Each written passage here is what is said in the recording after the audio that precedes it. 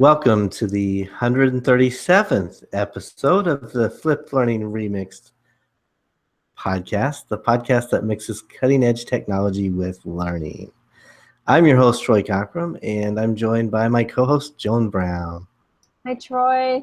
Hi, Joan. Good to see you. 2 months now since we've done our last podcast. That's right. And if anybody's new, that's not normal. We usually do them more often than this. We've been busy. We've both been caught up in one end-of-year school stuff, and both of us have been exploring some career possibilities and just other odds and ends things that have kept us both so busy. We have not been able to connect for a podcast, unfortunately, but we are here now. Mm-hmm. And we are connected online to Google I/O. Yes. Which we've been really paying attention to. So that's what this podcast is all about. So for people who don't know what Google I/O is, it's Google's annual event for developers talking about the new Google products coming out and how they kind of anticipate them being used. And then they have workshops for developers to learn how to use these tools and to get more in depth.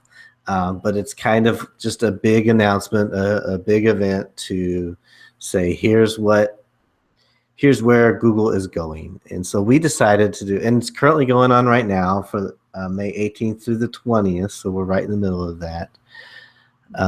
And we decided to do a Google I/O for educators and talk about what's new with Google, because they push out a lot of new stuff right around this time of the year every year. And what's new with Google related to educators, what they've talked about at I/O that educators might be interested in, and just a lot of new changes happening that those getting ready to go into their summer break might want to really take a look at for next school year. And we should maybe put a disclaimer on this.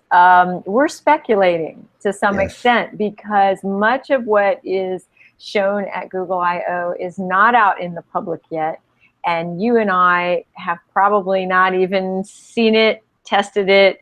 We're going off of what we're understanding about it.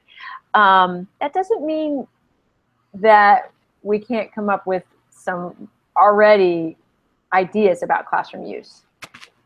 Most definitely. Right. So the first thing, and it's not specific to I/O, just a new release over the past couple weeks. A lot of changes, or big changes to Google Slides. Oh yes, and I just tried it out. The question feature when you are presenting is actually fairly slick. Now, for anyone who's used to the presentation mode that is in Microsoft PowerPoint, they're going to feel very comfortable with this, because you actually do have the extended screen presentation mode that you can use now with Google Slides. So you've got on your screen, on your own laptop, rather than up on the presentation screen, you actually can see sort of an interface with your audience, which is very unique. So you can, it puts a bar at the top of your slides that say ask questions here, and it gives a link. And it's a shortened URL, which is helpful. Right. And the link, when they go to it, it looks very much like a Google Plus interface. And so they can type in their question, and then you can see that question in the presenter view. If you want to project that question, you can hit project, I think, or present right underneath it, and it presents the question on the screen to the audience. So it's a good way. And then you can also obviously save those questions and go back and review them if you want. And so it creates a back channel for your audience right there, using the same presentation that you were using. So you don't have to use a separate tool for a back channel. I'm looking forward to using it in a much bigger session. I'd like to see that with audiences of 50 or more, where you can't answer everyone's question, Right. but at certain key points during your presentation, you can do that nice transition of, well, let's see what kind of questions people are asking. And if you have someone presenting with you, they will have already picked out a few of the great questions so that you can attend to them. Right. But it does give the audience some of that empowerment to move the discussion a certain way. And I like that a lot when you're with big groups, particularly. It can also give audience members a chance to answer other audience members' questions. So there is that in there. You can reply. I believe so. It looked like it when I tried it this morning. So it came out to Gmail accounts about 2 weeks ago, I believe, and then just yesterday, it came out to GAIF accounts. So it's now available if you have a GAIF account. But I present from a regular Gmail account, so it was already in there. And so you go up to present, and you have a drop-down menu, and it has presenter view, and that's where you find those features. And then under tools, they have a Q&A history, so you can kind of see what you've done in previous presentations and things like that. So what about with students? What about a regular classroom of 25? Could you use it as a exit ticket? Could you use it for, could you verbally ask a question and have everyone put something in? Yeah, I think with some discussion,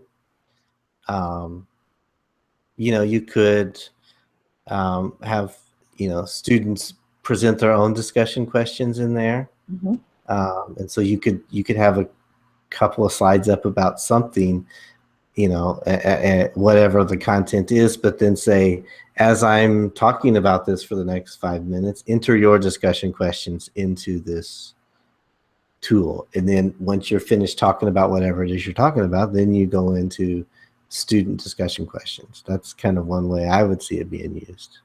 Sure. I think it could be either. If you're able to use it for a more formal, almost assessment piece throughout the lesson, we can just check for understanding right here. Yeah, that's true. And the other thing is, now you can take from Sheets, you can take a chart and insert it into a slide or a Google Doc. So that's another great feature. You're forgetting the most important word. It's live data. Oh, okay. It actually does change as the spreadsheet is being updated. So if you've got your bar graph or your pie chart and there are more and more additions to the spreadsheet, you're going to see those numbers change, and therefore you're going to see the chart change live.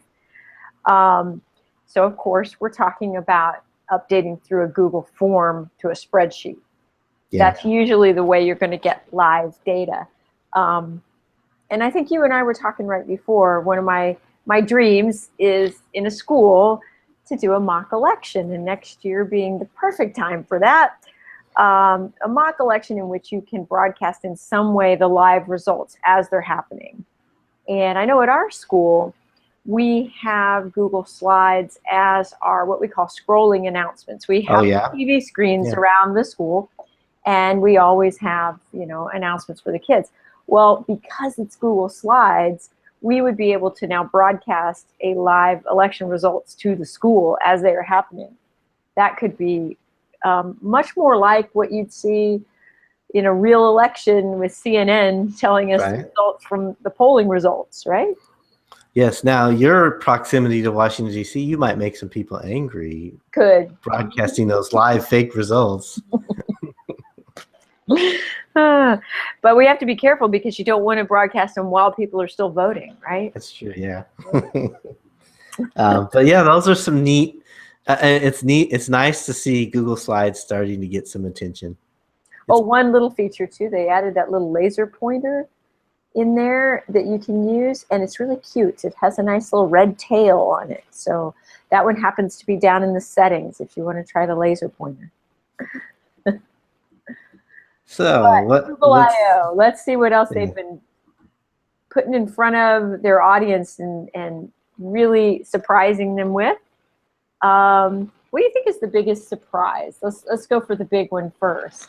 It seems there's a big push for virtual reality, and I think the biggest surprise is the amount of resources they're investing in virtual reality now, as opposed to, what was it, 2 years ago that Cardboard was released at I/O, Yes. and it was almost like it was a joke. People didn't believe that it was a serious product, and so now they're not even making the Cardboard viewers anymore. They've just said, let everyone else make those. We're going to focus on the content of the virtual reality, and so that was kind of the biggest surprise for me. There was a smaller surprise that we can talk about a little bit later that I didn't know existed, and was a little bit.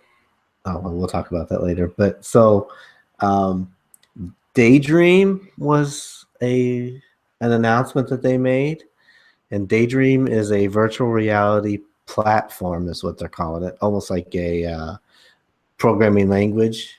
Not quite a full language, but it is open source virtual reality platform for Android that they're putting a lot of their apps in this Daydream platform, and they're encouraging other people to start developing virtual reality apps for using Daydream.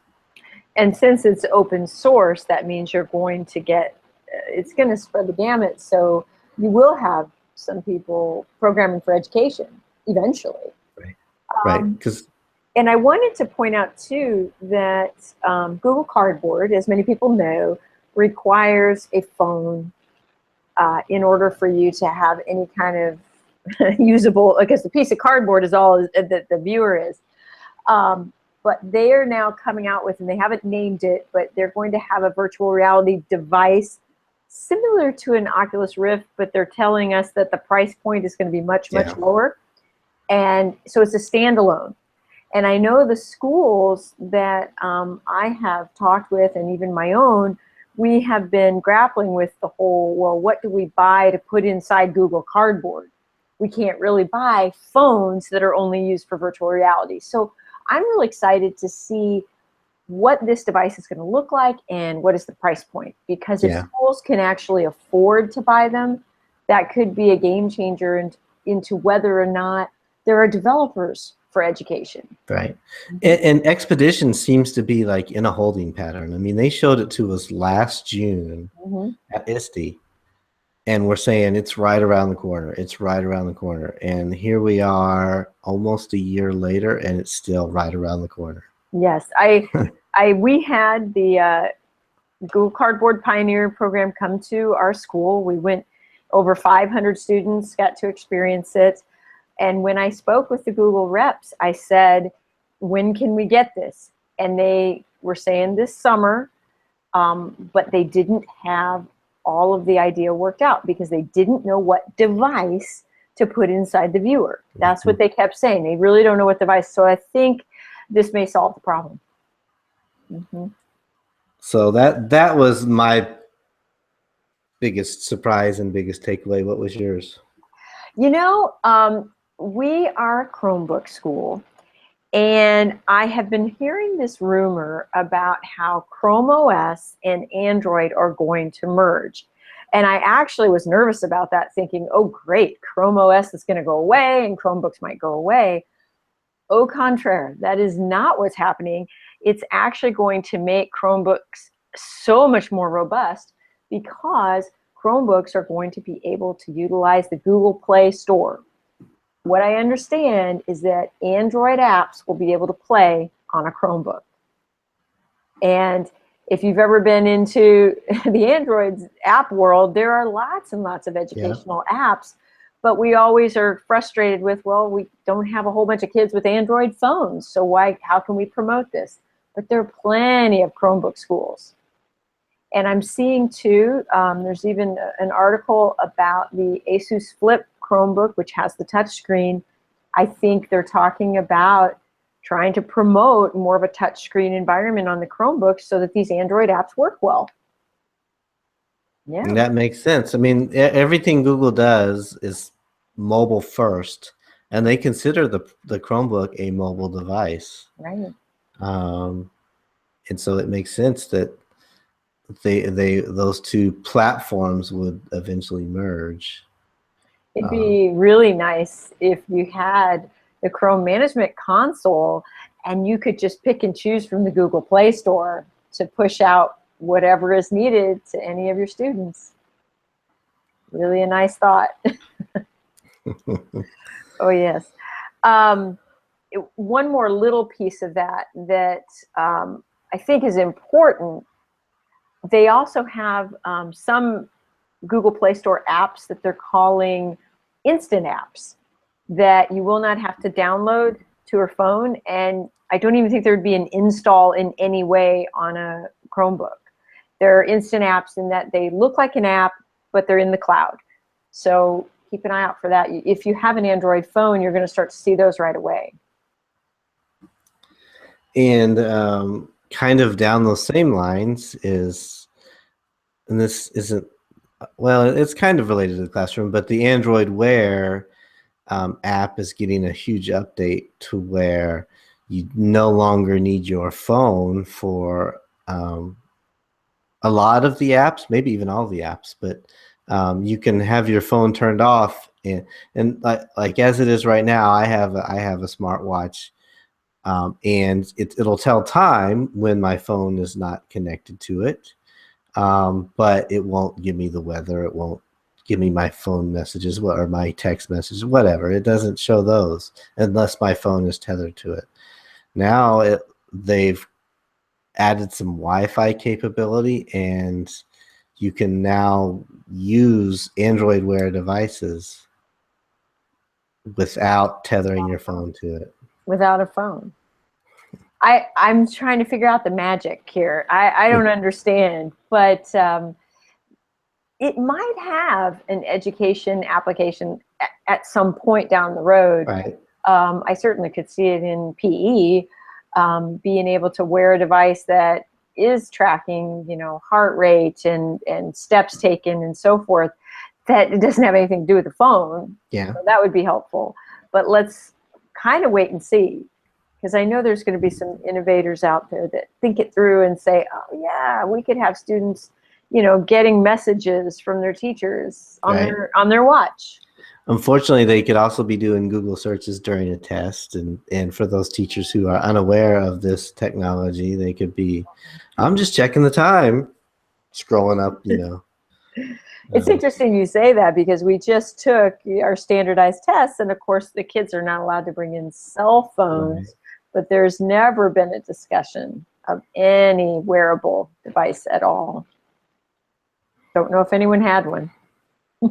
Interesting. So another thing I saw, and this is the Google Home. Did you see that? Yes, yes.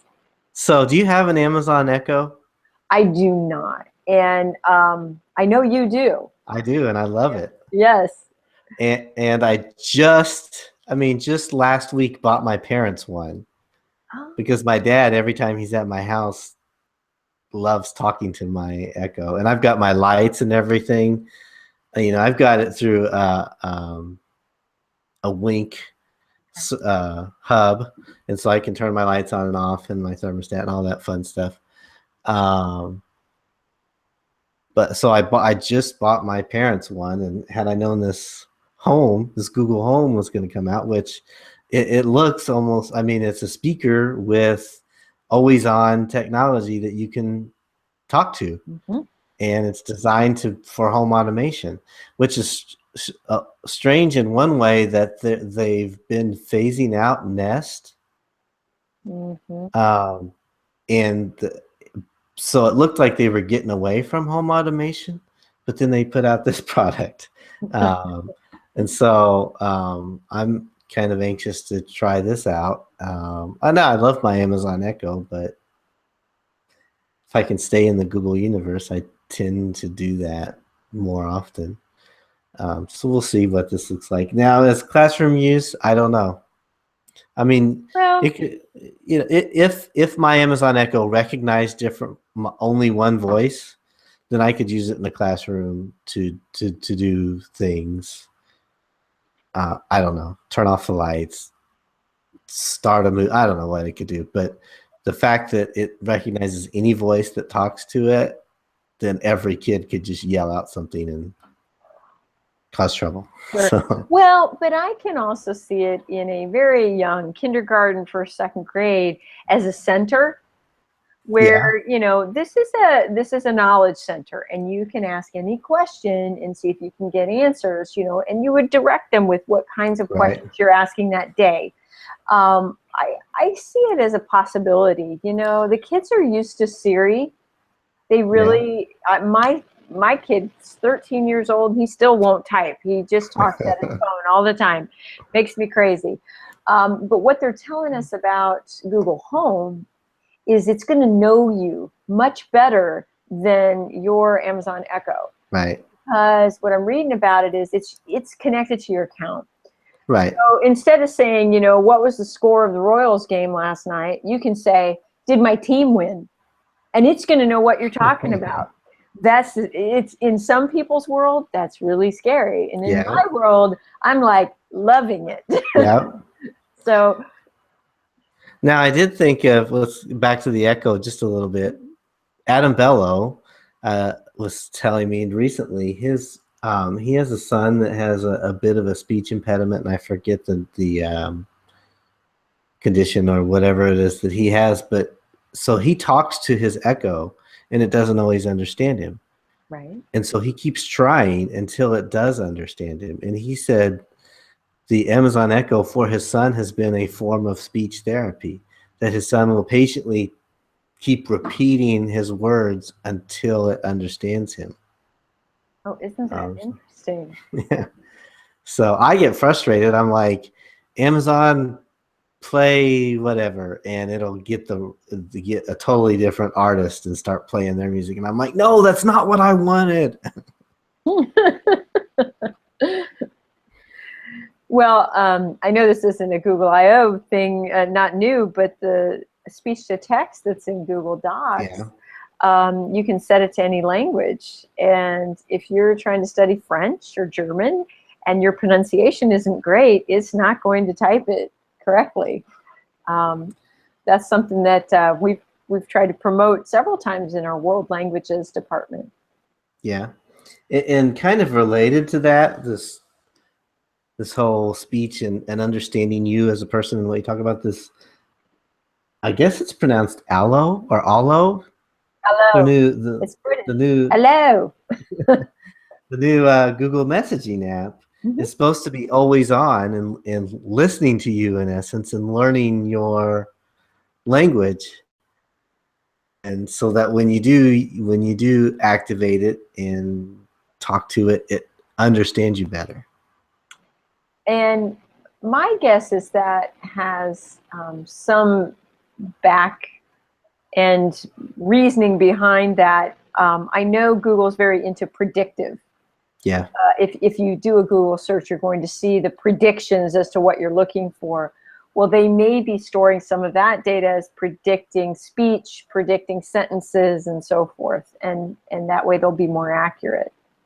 Well, we know and I'm wondering, they have in Google Inbox, they have the automatic response.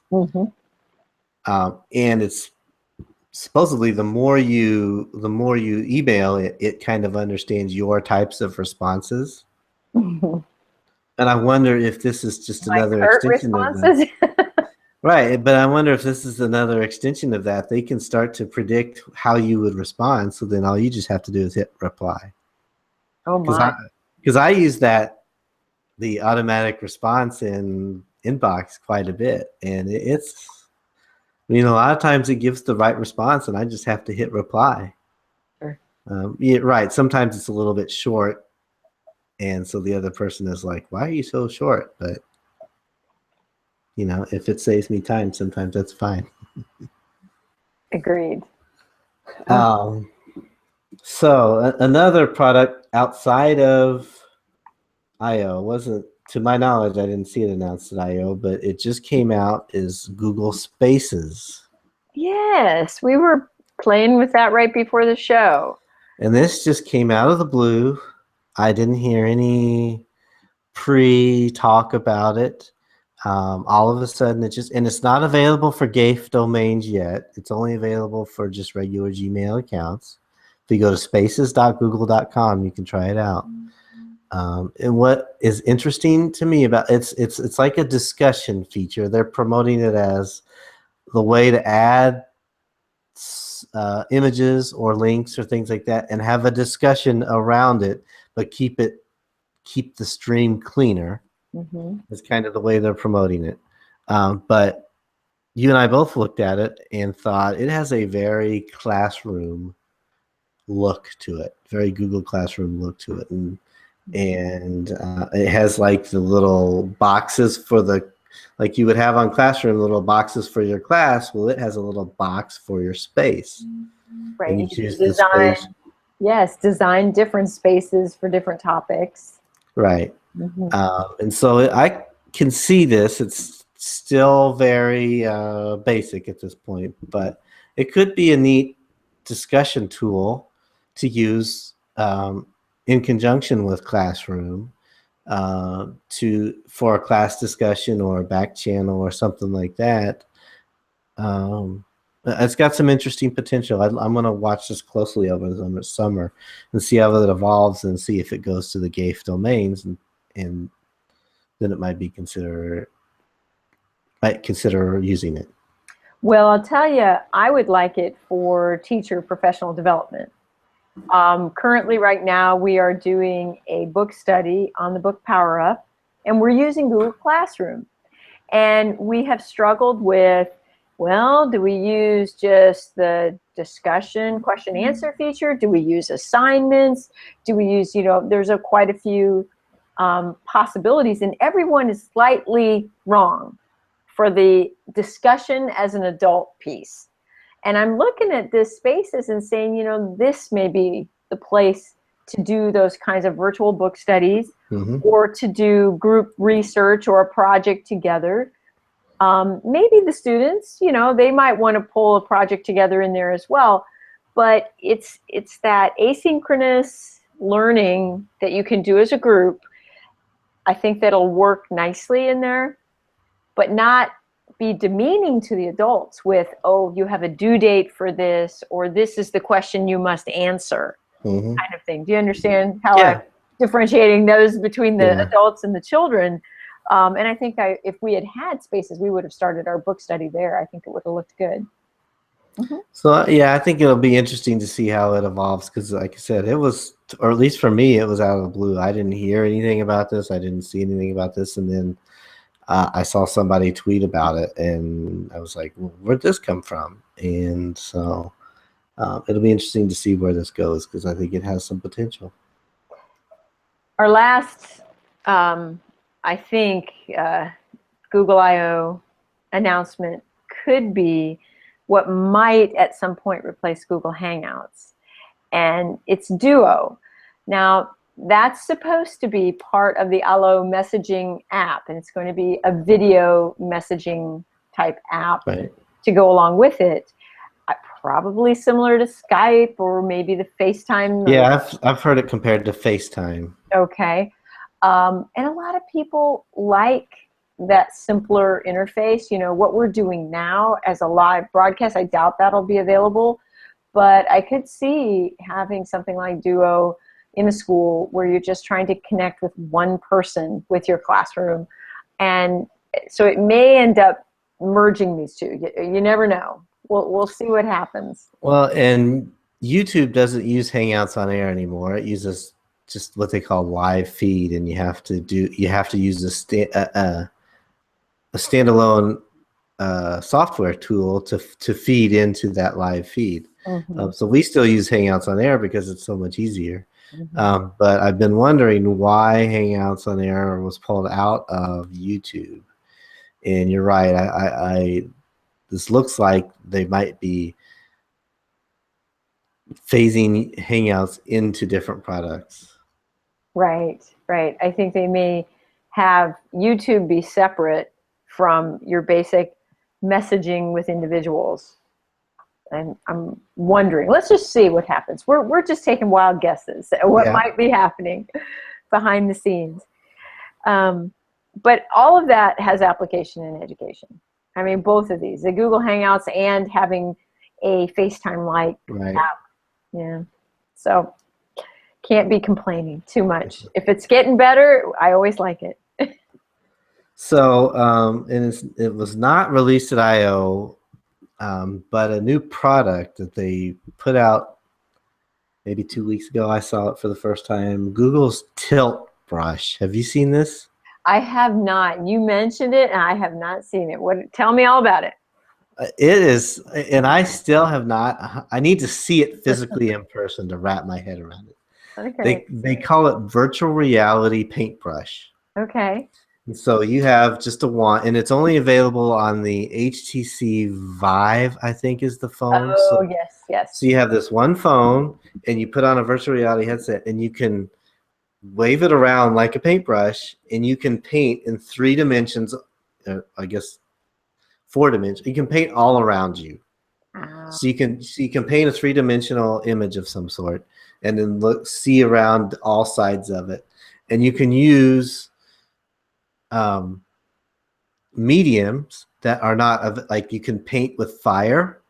You can you can use all these different things, and they think like fashion designers will really like this because they can use different material like cloth materials or different fabrics and paint with a fabric and then see what it would look like on each side of a shirt or garment or something like that. And they feel like architects will probably like this, and then just multimedia artists in general will like it. But I want to. I have to see it in person to fully wrap my head around it, because the video that they show has this guy painting all this amazing stuff, but it's an edited video. It's not really what he's seen, if that Mhm. makes sense. So I need to put the headset on and try it Yes. myself to really see what the actual person painting sees. And then once they've created this painting, what happens to it? Where do they save it? Who else can see it? Things like that. But it looks like it. I mean, it's another thing that just came out of the blue that they released, and it looks pretty cool. I'm interested. I'm starting to look at this, and I've always wanted, it reminds me of when you're on the 4th of July and you've got the sparkler. And when you move it around, it looks like Oh you're yeah, painting in the sky. yeah, At least that retention of the light over time. And that's what it kind of reminds me of. But it's going to be permanent around you. yeah. That is incredible. I mean, kids would just be enamored with something like that. So it'll be interesting to see. But that's called the Tilt Brush. So Okay. just search Google Tilt Brush and see more. I know art teachers are probably all searching it right now. That Mhm. can you imagine a room full of students all with virtual reality headsets on, just going Just like waving around. They're going to be hitting each other with their arms, flailing around. No. But then too, think about how much you want them to get into art, and Yes. that you get into art. At least the videos they've shown, the people are really. I mean, it's not just on a canvas. They're waving around, they're doing all kinds of stuff. It'll be some cool stuff.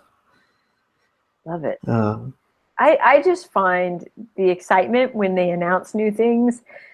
Everyone always thinks there's nothing new under the sun. They can't come out with something else.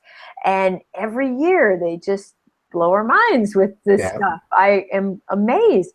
I know 360-degree movies have just made this sort of breakthrough, and everybody's now producing them. Google did their first in April, and you can get. I watched one, and I was with a friend, and we couldn't believe it that you could turn your phone in any direction and you were still in the movie. You were like in the middle of the movie. And so that's going to be coming as well. Right. I don't know how many are going to be produced, but if you're a kid and you say, you know, you want them to experience the battlefield or whatever it is, you can plop them right down in the middle of it and have them watch the movie from inside the movie. That'll grab their attention. Yeah. They one other thing I'd like to point out, you saying that Google comes out with all this new stuff. I found a new YouTube channel. I found it about a month ago or so, and it's called NatLulz. Mm-hmm. NAT and then LO, NatLulz. And it's two Googlers, and for their 20% time, they go around and interview, they learn about what other people are doing at Google. Yep. And it's a pretty cool channel. It's really well done. And I saw it when I introduce kids to 20% time now. Oh, I show them that, you know, NatLulz, and I say, this is a 20% project about other people's 20% projects. And it kind of helps some kids get their mind wrapped around what a 20% project is. But then it's just also, if you're curious about a lot of stuff, I mean, they've got one on Project Loon that's really interesting. And so like we just launched a near space balloon, and before we launched it, just to introduce it, I showed the kids this NatLulz. It's like a 10-minute video on what Project Loon is, and we kind of explained there's people using weather balloons for all these different kinds of experiments that you would never even think of. And it kind of got the kids interested in what can we use a weather balloon for before we ever told them they're going to get to launch one. And so I would recommend checking out NatLulz. Are you looking at it right now? I am. I'm looking at the one that I know both of my sons would be thrilled with, A Brief History of Android Easter Eggs. Oh, yeah. But yes, there's several here. So what is it called again, the channel? Is it just called NatLulz? NAT, and Lo, L-O. Okay. So check that YouTube channel out. It's well worth the time invested, and it's good. I keep a playlist of videos that I would want to show during 20% time, and that's one that constantly just feeds into my playlist because they come up with a lot of good ones. They got one about the self-driving car and a lot of other things. So definitely seeing that. Well, I think we have covered a lot. We have. Keep in mind, Google I/O is still going on, and if you were to Google I/O, you'll get not only the schedule of all of the developers' sessions and everything, but they have live stream. And if you want to see like one of the keynotes or maybe the closing session, which will be a big speech as well, and they're very inspirational. So it's worth even tuning into for a little bit of time. I tuned in for a few minutes tonight just because, and I already learned something in like 3 minutes time that I was listening. So worth it. And so we're hoping to do, now that we're kind of getting into the summer, we're going to start podcasting hopefully a little bit more consistently. We can do it. Maybe we'll talk about some of the things that we're, the role that we're both in. We work with teachers on planning, and I've already started planning stuff for next year. So maybe we could do an upcoming podcast about some of the things that we have in the works for next year that other teachers might be interested in trying. So sure, I would love that. That would be great. So Joan, it was good to see you again. Yes. And for the listeners, I hope to talk to you again really soon. So, you can find us on Twitter at DigiTeacher, and Troy, you are at Cockrum, TCockrum. So So interface with us on Twitter as well. Yes, let us know. Thanks for bringing that up. It's been so long since we've done a podcast, I forgot to. And our website is flippedlearningremixed.com. Right. So let us know you're listening and what you want to hear. So have a good night, and we will talk to you all again soon. See ya.